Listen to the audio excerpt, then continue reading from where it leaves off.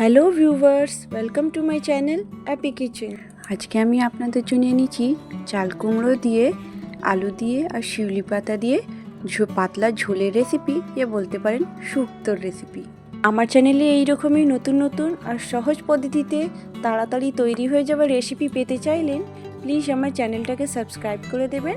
ভালো লাগলে একটা লাইক দেবেন আর রেসিপিগুলো কেমন হচ্ছে অবশ্যই কমেন্ট করে জানাবেন। এইখানে একটা আমি চাল কুমড়ো নিয়েছি, ওই চাল কুমড়োটাকে আমি অর্ধেকটা কেটে নিয়েছি। এবার অর্ধেক চাল কুমড়োটাকে খোলা ছাড়িয়ে নিয়ে কেটে নিয়েছি, আলু কেটে নিয়েছি আর নিয়েছি এখানে শিউলি পাতা। এবার গ্যাসের ফ্লেমটা অন করে কড়াটা বসিয়ে দিলাম আর কড়ার মধ্যে দিয়ে দিচ্ছি সর্ষের তেল। তেলটা গরম হয়ে গেলে ওর মধ্যে আমি আগে দিয়ে দেবো আলু, আর আলুটা তেলেতে একটু ভেজে নেবো। আলুটা তেলে অল্প ভাজা হয়ে গেলে এবার এর মধ্যে কেটে রাখা চাল কুমড়োগুলো দিয়ে দেবো। সব চাল কুমড়োগুলো দেওয়া হয়ে গেছে। এবার সব চাল কুমড়োগুলো দিয়ে আর আলুগুলোকে এবার সব একসাথে ভালোভাবে মিক্স করে নিয়ে কিছুক্ষণ ভেজে নেব।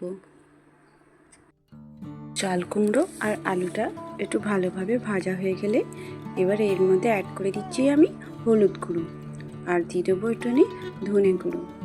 এবার এই দুটো মশলা দিয়ে ভালোভাবে একটু কিছুক্ষণ মিক্স করে নেব। তারপরে এবার এইখানে অ্যাড করে দিচ্ছি আমি জিরে গুঁড়ো।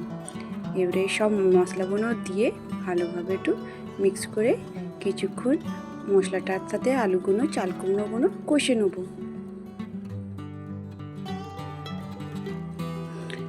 চাল কুমড়ো আর আলুটাকে মশলা দিয়ে কিছুক্ষণ কষিয়ে নিলাম।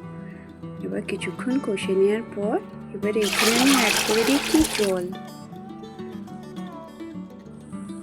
এইখানে জলের পরিমাণটা একটু বেশি রাখবো, কেন এটা আমরা ঝোল করতে বলতে পারেন বা এখানে শুক্তো বলতে পারেন, তাই জন্য এখানে জলের পরিমাণটা একটু বেশি থাকবে। এবার শুক্তো আর আলু সেদ্ধ হওয়ার জন্য একটু জলটা দিয়ে দেওয়ার পর এবার এর মধ্যে দিয়ে দেবো স্বাদ অনুযায়ী নুন, আর নুন দিয়ে আর একটু নাড়িয়ে নেব। নাড়িয়ে নেওয়ার পর এবার এইটা একটা চাপা দিয়ে দেবো।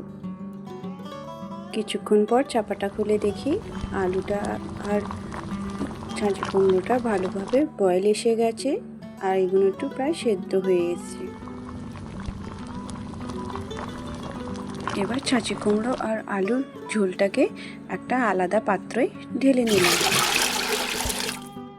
ঝোলটা আলাদা পাত্রে ঢেলে নেওয়ার পর ওর মধ্যে আমি এবার একটু অ্যাড করে দেবো সর্ষে গুঁড়ো।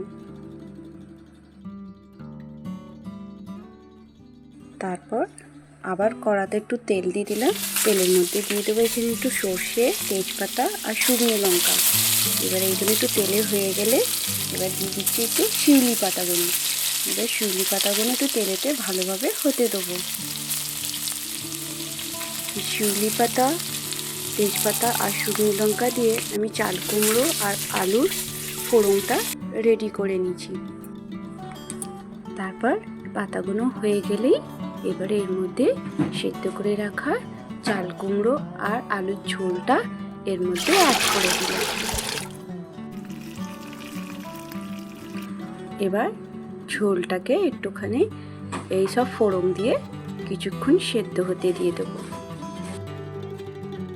চাল কুমড়ো আর আলুর ঝোলেতে শিউলি পাতার ফোড়নটা দিলে চাল কুমড়োর ঝোলের টেস্টটাও বলুন বা ফ্লেভারটা বলুন খুবই ভালো হয়। এবারে এই ফোড়নটা দিয়ে ঝোলটাকে আমরা আর 2 থেকে 4 মিনিট ফুটিয়ে নেব। 2 থেকে 3 মিনিট ফুটিয়ে নেওয়া হয়ে গেছে। ঝোলের মধ্যে সব ফোড়নের ফ্লেভারটা মিক্স হয়ে গেছে। এখানে আমাদের ঝোলের রেসিপিটা রেডি হয়ে গেছে। এটা আপনারা গরম ভাতের সঙ্গে এবার খেতে পারেন। Thank you for watching my video.